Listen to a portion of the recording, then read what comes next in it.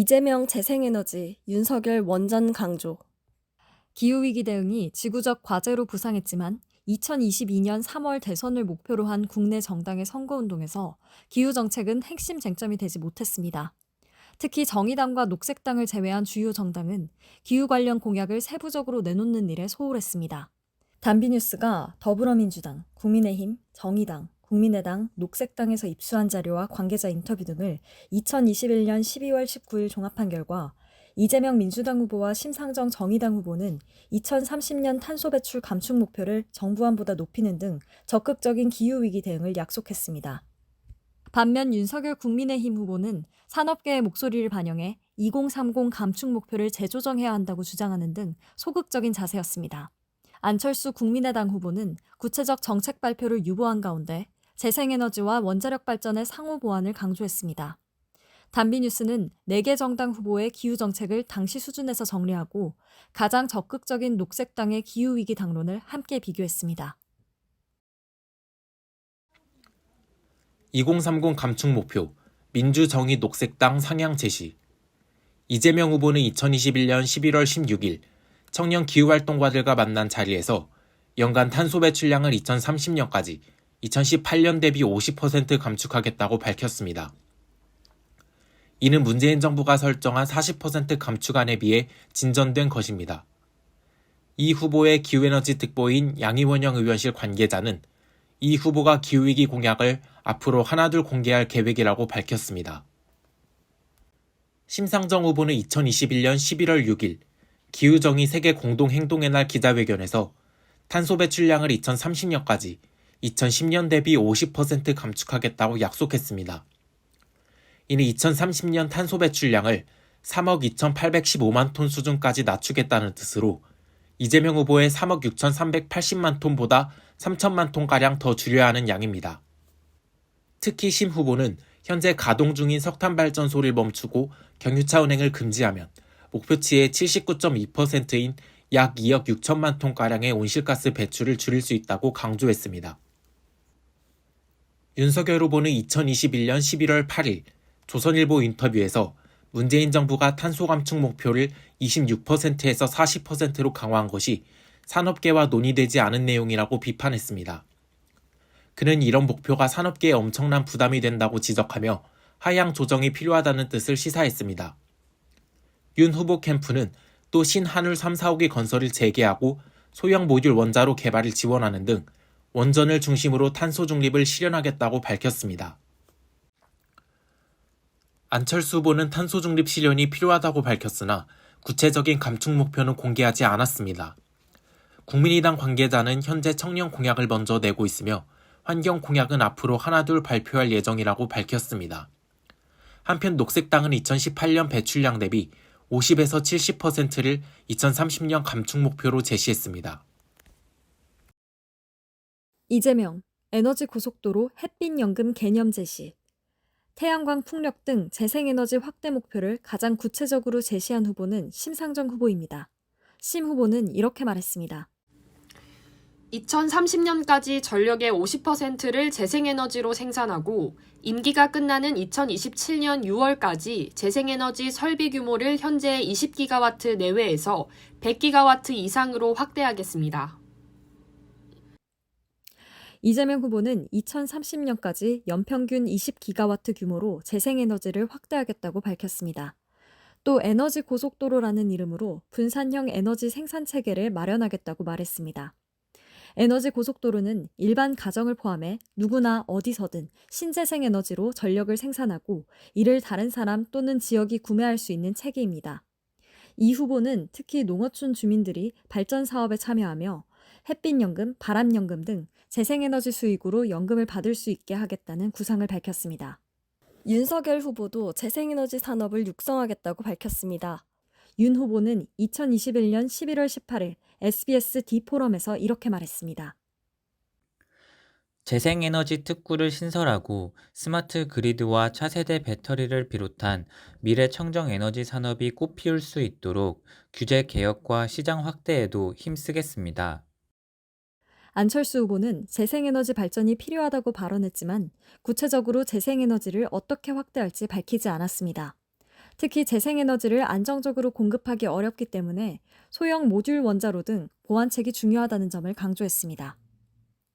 녹색당은 재생에너지 확충도 중요하지만 에너지 소비량을 줄이는 것이 근본적인 해결책이라고 밝혔습니다.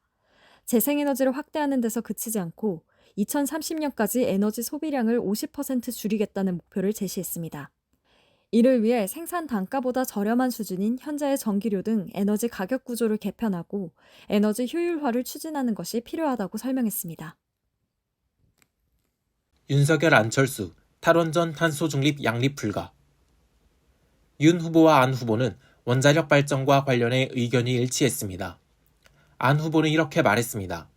원전 없이 신재생 에너지만으로 탄소 중립을 이루는 것은 불가능합니다. 안 후보는 원전과 재생에너지 믹스가 필수라고 강조했습니다. 대선 출마 선언 후 첫 행보로 2021년 7월 탈원전 반대 목소리를 정취했던 윤 후보는 2021년 11월 8일 조선일보 인터뷰에서 탈원전을 하며 탄소 중립을 외치는 건 앞뒤가 맞지 않는 이야기라고 말했습니다. 2021년 11월 18일 SBS D포럼에서는 문재인 정부의 탈원전 정책을 포퓰리즘으로 규정하면서 이렇게 말했습니다. 보다 안전하고 스마트한 미래형 원전을 개발해 경제적 부담을 최소화하고 탄소 중립 실현 가능성을 높여야 합니다. 원전을 지지하는 윤 후보가 원전의 안전성에 관한 인식은 부족하다는 논란도 있었습니다. 윤 후보는 2021년 8월 4일 부산일보 인터뷰에서 이렇게 말했습니다. 일본에서도 후쿠시마 원전이 폭발한 것은 아닙니다. 그러니까 방사능 유출은 기본적으로 안 됐습니다. 그러나 후쿠시마 원전은 노심 용융에 이어 수소 폭발이 일어나 일본 전역에 방사성 물질이 확산됐고 지금도 원전에서 하루 수백 톤의 방사능 오염수가 생성되고 있습니다. 이재명 후보와 심상정 후보는 탈원전이 필요하다고 밝혔습니다. 이 후보는 대선 예비 후보였던 2021년 7월 21일 문화일보 인터뷰에서 이렇게 말했습니다. 탈원전 기조를 유지하겠습니다. 위험성과 비용 때문에 원전은 결코 싼 에너지가 아닙니다. 다만 있는 걸 다 없앨 순 없고 가동 가능한 기간은 충분히 활용해야 합니다. 이는 오는 2080년대 초반 국내 원전의 수명이 닿을 때까지 가동한다는 문재인 정부의 정책과 일치하는 것입니다. 이 후보는 그러나 나중에 국민 의견을 전제로 문재인 정부는 짓지 않기로 한 신한울 3, 4호기 원전 건설 재검토를 시사하는 등 모호한 태도를 보이기도 했습니다. 심상정 후보는 핵발전이 아니라 재생에너지에 미래가 있다고 일관되게 주장했습니다. 그는 2021년 12월 1일 울산 지역 순회 유세에서 이렇게 말했습니다. 시민 안전과 기후위기 대응을 위해 탈원전 정책을 중단 없이 진행하겠습니다. 심상정, 탈석탄과 정의로운 전환 강조. 석탄 발전소를 퇴출해야 한다는 주장엔 이재명, 윤석열, 심상정 후보가 동의했습니다. 국내 탈석탄연대 석탄을 넘어서가 공개한 답변 결과에 따르면 심 후보는 2030년까지 탈석탄을 실현하고 신규 석탄 발전소 건설을 중단해야 한다고 주장했습니다. 이 후보와 윤 후보도 탈석탄이 필요하다는 데 공감했습니다. 그러나 두 후보는 구체적인 탈석탄 계획은 밝히지 않았습니다. 안철수 후보는 탈석탄에 관한 입장을 내놓지 않았습니다. 다만 지난 19대 대선에서는 신규 석탄 발전소를 더 이상 짓지 않겠다고 공약했습니다. 녹색당은 탈원전 탈석탄이 시급하다고 주장합니다. 특히 2030년까지 핵 발전소와 석탄 발전소를 모두 폐지하겠다는 공약을 냈습니다. 기후위기 대응과 관련해 정의로운 전환을 거론한 대선 후보는 심상정 후보가 유일합니다.